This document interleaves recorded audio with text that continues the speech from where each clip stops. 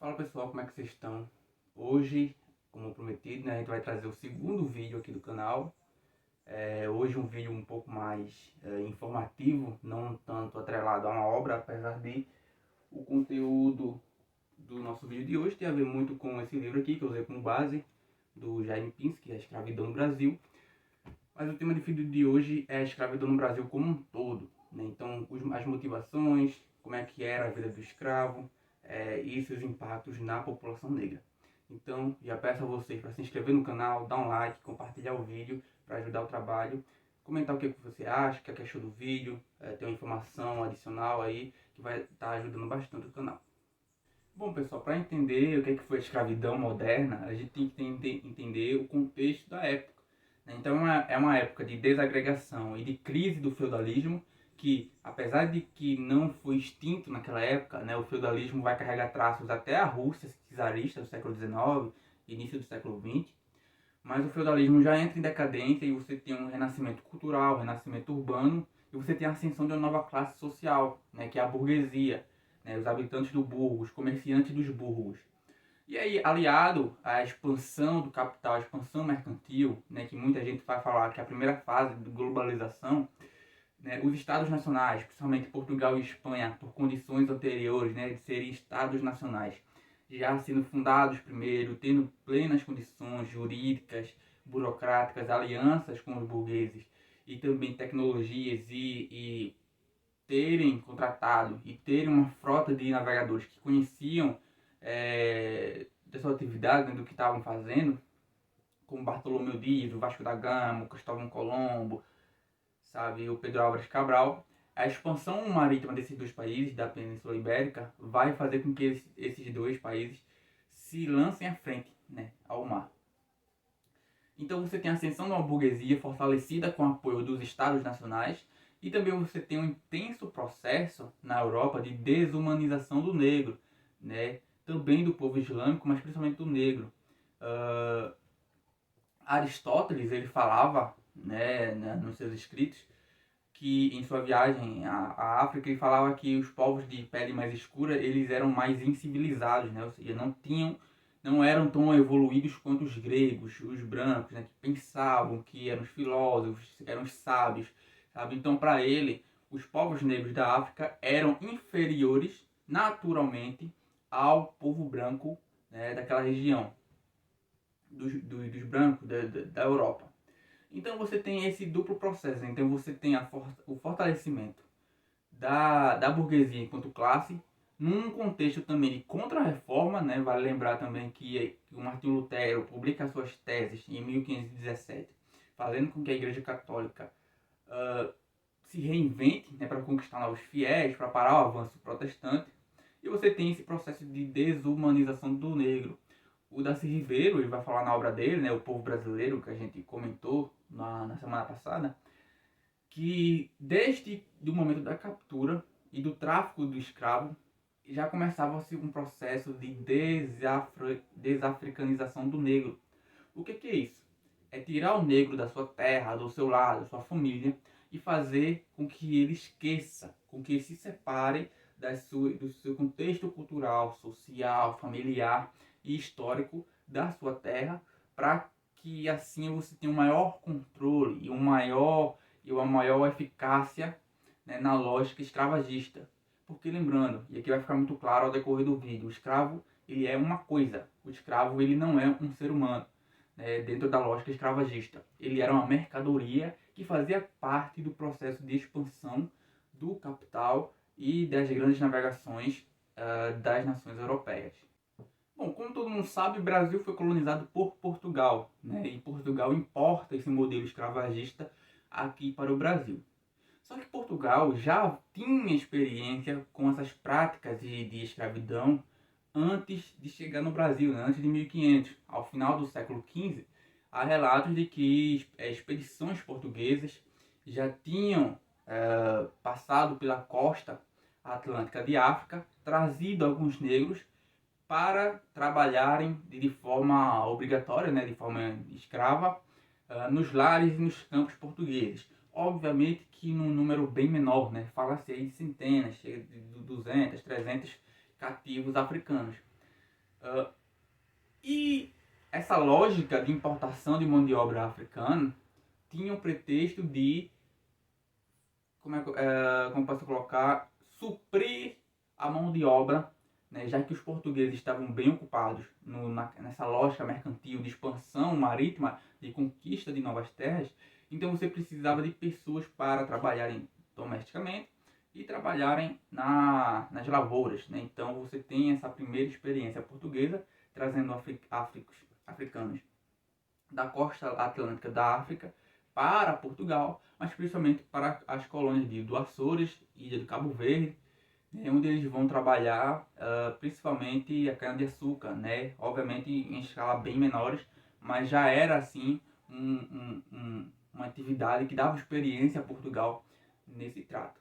Além disso, você tem, com esse processo ideológico de transformar o negro em mercadoria, você tem o papel da Igreja Católica em fazer com que a população negra, né, e aí você tem um domínio ideológico, né, um papel muito importante da igreja, que o Darcy Ribeiro inclusive também vai colocar, né, que ela foi uma das grandes responsáveis por facilitar o trabalho de implantação do Império Português aqui no Brasil, que é o sentido de você atribuir pecado à população negra, né? Então aquela população era negra, nasceu na África, por isso estava sujeita ao pecado, e para se redimir desse pecado, ela teria que se submeter às condições de escravidão a que estava inserida, né? Então você tem o tráfico sendo apoiado pela burguesia e pelos estados nacionais e sendo justificado ideologicamente no contexto racial pela Igreja Católica, do sentido de você é negro, você é pecador, mas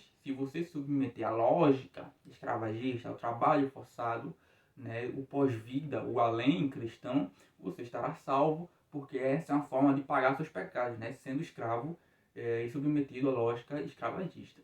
Só que a escravidão no Brasil, ela não tem como a mão de obra pioneira, a mão de obra escrava africana. Né? A gente sabe que quando os portugueses chegam aqui no Brasil, né, que rezam a primeira missa, a primeira mão de obra a ser escravizada é a mão de obra indígena, da costa, né, na região ali da Bahia, de São Paulo, do Rio de Janeiro, de Pernambuco. Porque a lógica do escambo foi muito propícia, apesar de rápida, mas deu muito certo para a lógica portuguesa. Né? Então trocavam-se bugigangas, espelhos, tecidos, alguns outros produtos vindo lá de Portugal. Em troca, os índios tinham, né, o papel de extrair o pau-brasil para Portugal exportar lá para a metrópole. Né? E o fato é que isso deu certo no começo, só que logo em seguida, essa lógica do escambo acabava que não supria as necessidades mais dos indígenas. Né? Então você teve, a partir daí, uma escravidão forçada, uma escravidão à força, um amplo genocídio, através, obviamente, das doenças, né, do contato que esses portugueses traziam, desses vírus, dessas bactérias que traziam durante a viagem e se expandia aqui na colônia, mas porém também com essa lógica de guerra, né, essa lógica de escravização. Só que essa mão de obra indígena ela vai ser substituída pela mão de obra africana por algumas questões. O primeiro é que a Igreja Católica ela vai dizer que ela vai proibir aos poucos ou limitar a escravização dessa mão de obra indígena com o argumento de que esses indígenas eram inocentes e estavam prontos para serem catequizados, né? Então, portanto, eram seres humanos, mas que ainda eram uma folha em branco, né? Digamos assim, cabia à Igreja Católica escrever a história de cristianização desses índios. Esses índios também se mostravam muito, como eles chamavam, né, nos escritos, arredios, que significava que, como eles conheciam o território a mais, e quando os indígenas, em sua maioria, perceberam o trato que estavam recebendo, o interesse dos portugueses em escravizá-los, eles começavam a reagir, e como conheciam muito bem aqui o território, táticas de guerra, então acabou que os portugueses tiveram muita dificuldade, né, empreender, em continuar com a escravização da mão de obra indígena. Só que o principal, né, motivo dessa troca, né, da mão de obra escrava indígena para a mão de obra escrava africana está no tráfico dos escravizados. Né? Então, o lucro Então vejam aí a relação dessa ascensão da burguesia com o Estado Nacional Português, nessa lógica de escravização aqui do Brasil, né? Então era muito produtivo, era uma lógica de lucro muito importante para Portugal traficar esses escravizados, né? Então muitas vezes esses navios negreiros saíam de Portugal, iam para a costa da África, né? E aí se aproveitavam das relações já específicas da África, de guerras entre si, e aí a captura de escravizados, né? Para eles não adentrarem o território africano. Lá na costa já tinham portos, né? Principalmente ali em Moçambique, em Angola, o de Guiné, que já tinham se escravizados presos, né? Portugal pagava, e aqui uma lógica que depois vai se suceder, né? Esses escravizados iam para a colônia produzir alguns produtos a partir da cana-de-açúcar, primariamente, né? Século XVI, início do XVII. E esses produtos feitos na colônia seriam usados para Portugal trocar por outros escravizados e aí continuar o ciclo, né? Isso é a aguardente, é a rapadura, entre outros produtos. E a partir daí, Portugal capturava esses escravizados na costa atlântica de África, trazia os navios tumbeiros, né? E aí a gente já sabe as condições de transporte. Quando chegava aqui nos portos, né, em Recife, em Salvador, no Rio de Janeiro, você tinha ou leilões ou as vendas diretas, né, dos senhores desses escravizados. Então era uma lógica de lucro muito importante, né? O africano agora, ele, ao contrário do indígena, ele não era um folha em branco, ele não era alguém inocente, era alguém do pecado que tinha que se submeter à lógica de escravidão, de acordo com a Igreja Católica, né? E que na lógica capitalista, mercantil, era uma mão de obra muito lucrativa, né? Já que o tráfico de escravos foi talvez a atividade que mais propiciou lucros aos traficantes de escravos portugueses. Fato é que mesmo após a chegada dos holandeses, né, e essa chegada dos holandeses aqui em Pernambuco, né, em 1630, vai dificultar muito o tráfico negreiro, então o escravizado indígena ainda vai ser uma mão de obra ativa, mas vai ser suprimida, né, em quantidade pela mão de obra africana. E por que que a africana? Né? Então, tem aqui umas anotações, né, novamente. Primeiro porque você tinha uma mão de obra para lavoura, né? Então, de novo, Portugal já tem experiência com o cultivo da cana-de-açúcar nas suas outras colônias, mas aqui no Brasil você tem outra lógica, né? Você tem uma lógica muito nova, que é a lógica do latifúndio. Então, grandes concentrações monocultores, e principalmente da cana-de-açúcar, para exportar e refinar lá na Europa, o açúcar era um produto bem escasso lá na Europa, né? Era tudo importado. E aí disputavam Portugal e Holanda nesse comércio do açúcar para a Europa.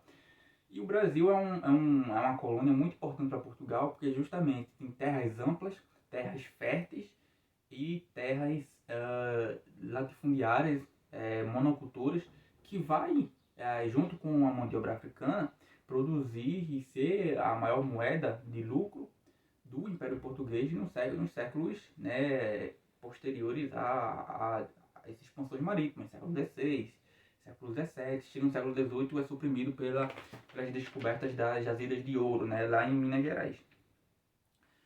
Além disso, além dos engenhos de açúcar e as casas grandes, você tinha pequenas construções chamadas engenhocas, né, que eram de pequenos latifundiários, né, e nessas engenhocas você tinha a produção de produtos derivados do açúcar, né? Então você tem a Casa Grande, né, os grandes latifúndios, servindo para exportação do açúcar, o refino da cana-de-açúcar, mas essas engenhocas, que eram casas menores, né, servindo para a produção, como eu já falei anteriormente, de produtos como a rapadura, o melaço, a aguardente, que eram produtos, por sua vez, ao contrário da cana em si e o açúcar, que eram exportados, esses produtos eram consumidos internamente ou serviam como moeda de troco para o tráfico de escravizados, né? Então, a aguardente, a rapadura, o melaço, esses produtos eram consumidos,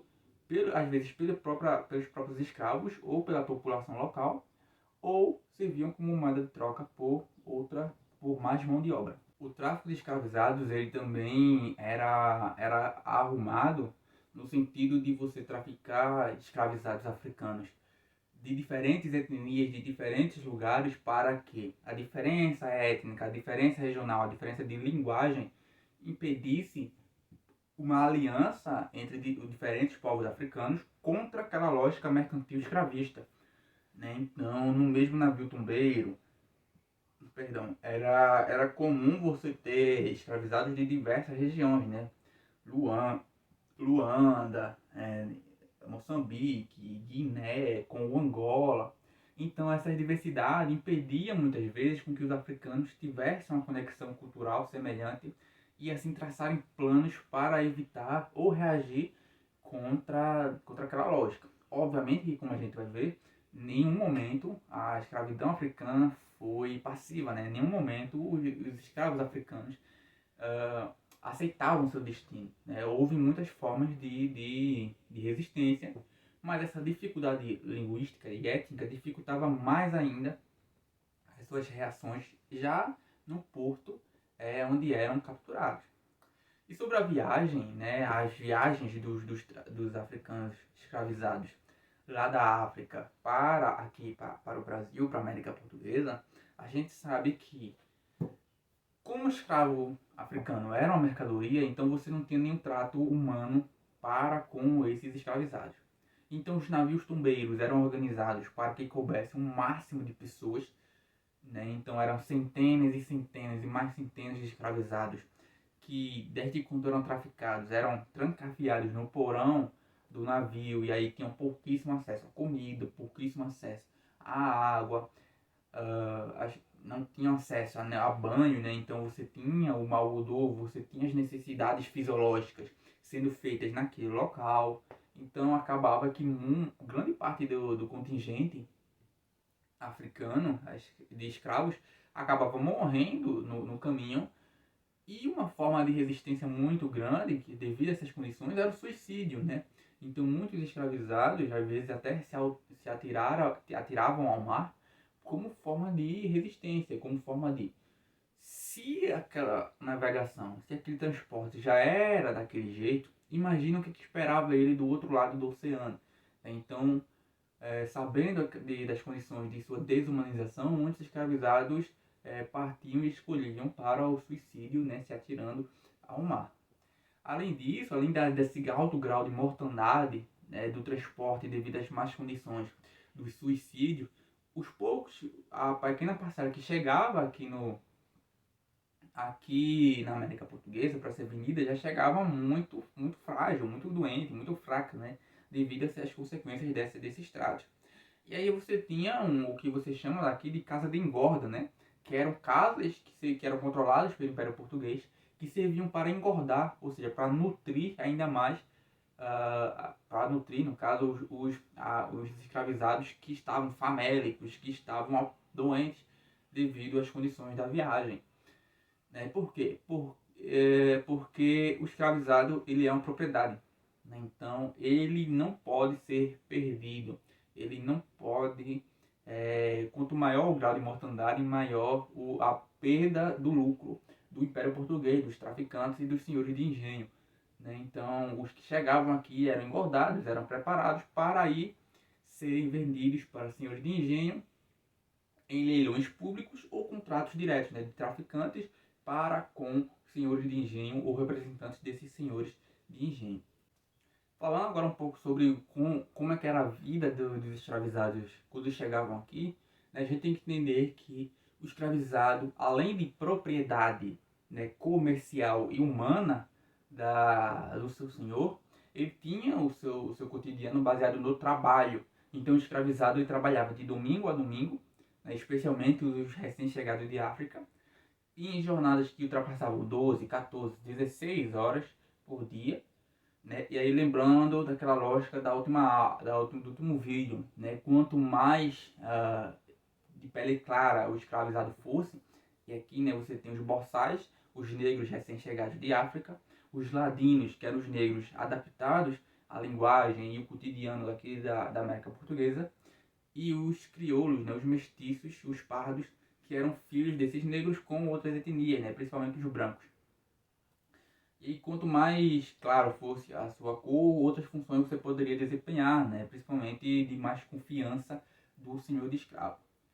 Entretanto, ainda assim, muito exploratório. Então vejam, chegava que esse trabalho na lavoura era escaldante, né, era diverso, eram submetidos a açoitadas desde o começo, e açoitadas às vezes nem punitivas, né? Como eu vou falar um pouco mais adiante, as açoitadas se serviam também para lembrar o escravizado a condição dele, né?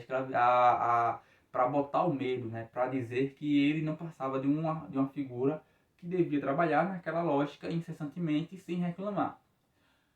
Mas também era comum que muitos escravizados tivessem acesso a um pequeno pedaço de terra, né, ali dentro da propriedade do seu senhor, do seu dono, para que pudessem trabalhar. E por que isso às vezes era muito comum? Porque o dono do engenho entendia que o escravizado tendo seu pedaço de terra, um pedacinho pequeno, né, para sua família, ele trabalhando naquela terra, produzindo às vezes o seu próprio alimento, isso reduziria o custo de manutenção do senhor de engenho para com esse escravizado, né? Então era uma diminuição do custo, por exemplo, de comida, né? O escravizado também poderia trabalhar tecendo as suas roupas, que eram bem poucas, às vezes apenas só do corpo, pequenas trapos rasgados, sujos, né? Mas era uma forma já de você diminuir o custo de tratamento daquele escravo e fazer com que o seu lucro aumentasse, né? Então lembrando que a escravidão é uma lógica de expansão do capital, é uma lógica capitalista mercantil, e o escravizado e toda a relação que envolve o escravizado é visando o lucro. Tem o sincretismo religioso, né, como instrumento de dominação. Então, como eu já falei, a desafricanização desse escravizado começava lá no porto de sua captura, né, onde ele era batizado, recebia um nome português e tinha o sobrenome do seu senhor, né? Então, por exemplo, se o senhor tivesse o sobrenome Félix, Souza, Silva, Santos, todos os seus escravizados também passariam a ter esse sobrenome e o nome de batismo, né, que era português aí. E aí o sincretismo religioso que é o fenômeno de uma religião se entrelaçar com a outra e uma se sobrepor à outra, né? Ou seja, você tem, foi muito comum aqui no Brasil colônia, né, que os símbolos católicos se sobressaíssem, né, se entrelaçassem com alguns símbolos, com algumas questões religiosas trazidas dos africanos aqui para o Brasil, mas com forma de dominação, né? Então a Igreja Católica assimilando esses dois mundos para fazer, obviamente, com que esses escravizados se submetessem à lógica católica cada vez mais cedo, né? Cada vez mais de forma mais controlada. Além disso, você tem, e aqui agora falando especificamente das mulheres, as mulheres eram tratadas, obviamente, como mulas de carga, né? Então, quando não estava trabalhando, serviam para a procriação, ou seja, a perpetuação da mão de obra escrava aqui no Brasil, né? Os filhos dessas africanas seriam também submetidos ao regime de escravidão, mas também essas africanas sendo o desejo sexual controlado principalmente dos seus senhores, né? Então, tá até na obra do Jaime Pinsky, de que as senhoras brancas, as mulheres dos senhores de engenho, tinham às vezes muita inveja, né? Castigavam as suas escravas, que às vezes nem tinham culpa, nem se submetiam a atrair, né, o senhor de engenho, mas o senhor de engenho via ali o desejo sexual da negra, né, e a usava como bem queresse. Aí é por isso que era muito comum também as senhoras brancas castigarem justamente essas africanas que despertavam o desejo de seus maridos, né? Então você tem aí uma dupla forma de opressão, uma dupla forma de controle na lógica da escravidão da mulher, né? Então uma questão sexual relacionada ao seu gênero é uma questão racial relacionada ao trabalho. Um detalhe muito importante aqui, né? E aqui trazendo um pouco mais para o contexto de hoje. É muito comum a gente ouvir que as mulheres negras hoje serem mais sexualizadas E isso é uma herança justamente dessa época, né? Então, a mulher branca é para casar, a mulher negra é para fornicar, não é? Então, vem muito das relações familiares dessa época da escravidão aqui na América Portuguesa, aqui no Brasil, né?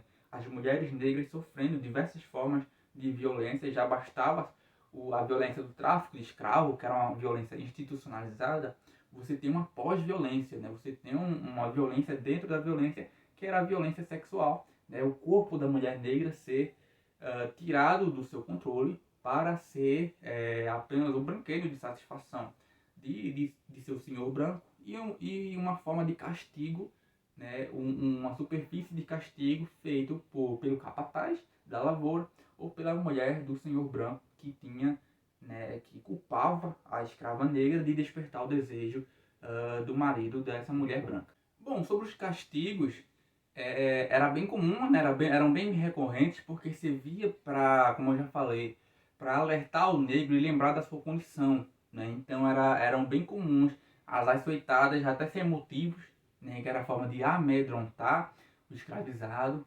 Mas você também tem diversas outras formas de tortura e até de execução. Né? Por exemplo, a máscara de Flandres, que servia para que os escravizados que consumissem os produtos feitos na produção açucareira. Né? Então, os escravizados que tomavam aguardente, que não podiam, né? Que era bem comum, haja vista que aguardente é uma bebida que tem muita caloria, né? E servia para suprir a carência alimentar calórica desses escravizados, né? Então, muitos escravizados trabalhavam embriagados justamente pela cachaça, pela aguardente, ser uma das únicas formas deles se alimentar, né? Então, você tem diversas outras. Você tem a palmatória, você tem o pelourinho, né? Que eram açoitadas públicas para humilhar realmente o escravizado. Você tem, né, a masmorra. Muitas vezes os escravizados eram jogados, né, em fossas onde eram jogados os dejetos dos banheiros da casa grande, né? Então você tinha um canal construído e toda a água do dejeto, né, de fezes e de urina da casa grande iria para um buraco e esse escravizado às vezes era jogado nesse buraco, né? Passava 2, 3 dias nesse buraco, dependendo da boa vontade do seu senhor ou do capataz, né? Além também da violência física, sexual, né? Como eu já falei, né? As escravizadas não têm autonomia sobre seu corpo, eram submetidas diversas vezes, quando não sendo obrigadas a copular para a perpetuação da mão de obra escrava com outros escravizados, ou por mera satisfação sexual do seu senhor branco, né? E é a partir daí que surgem também a etnia, né, como eu já falei, o Darcy Ribeiro fala na sua obra, dos crioulos, né, dos mestiços, dos pardos, justamente fruto dessas relações de poder, de relação de exploração sexual do branco para com a mulher negra. Bom, gente, esse foi o conteúdo sobre escravidão e uma reflexão final que fica é que será realmente que a escravidão é uma coisa do passado? A escravidão institucionalizada, obviamente, a gente sabe que foi abolida em 13 de maio de 1888, mas e as consequências dela? Sabe, a gente vive num país que teve por mais de 3 séculos aí uma escravidão institucionalizada, né? Uma escravidão que desumanizou o negro, né? Então, e a gente fala assim, 1888, mas o Brasil foi o último país da América a abolir o sistema de escravidão formal de trabalho, né? Então, até o século XIX, né, você tinha a escravidão muito comum, né? Anúncios nos jornais de venda de escravos, de recompensa por capturar escravos. Então, a escravidão ainda é uma ferida aberta no povo negro aqui do Brasil, né? Então, não é uma cicatriz. Eu costumo dizer que é uma ferida aberta. Por quê? Porque isso se reflete nas condições da população negra hoje em dia, né? Os negros são maioria no sistema carcerário aqui do Brasil, justamente por terem menores condições educativas, de lazer, do esporte, sabe? Os negros são menos em quantidade na universidade pública, né? Isso obviamente vem sendo revertido através das políticas de cotas instituídas pelo governo Dilma em 2013, mas ainda os negros são menores em espaços de universidade, de pesquisadores.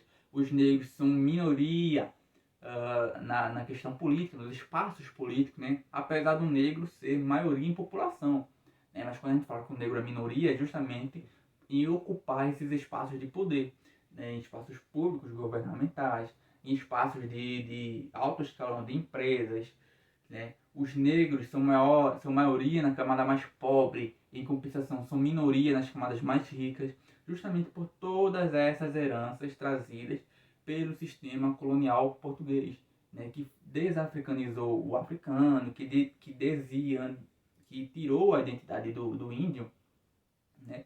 E que perpetuou, né, a condição subhumana, a precariedade de vida do negro desde sempre, né? Desde quando ele era acorrentado e trancafiado nos porões, nos galpões dos navios, né? Trazido para cá, submetido a uma ampla jornada de trabalho, né? De ter sua vontade reprimida, de não ter nenhum tipo de liberdade, de não poder ter acesso à educação, de não poder ter uma vida fora do trabalho formal, do trabalho explorado para o seu senhor.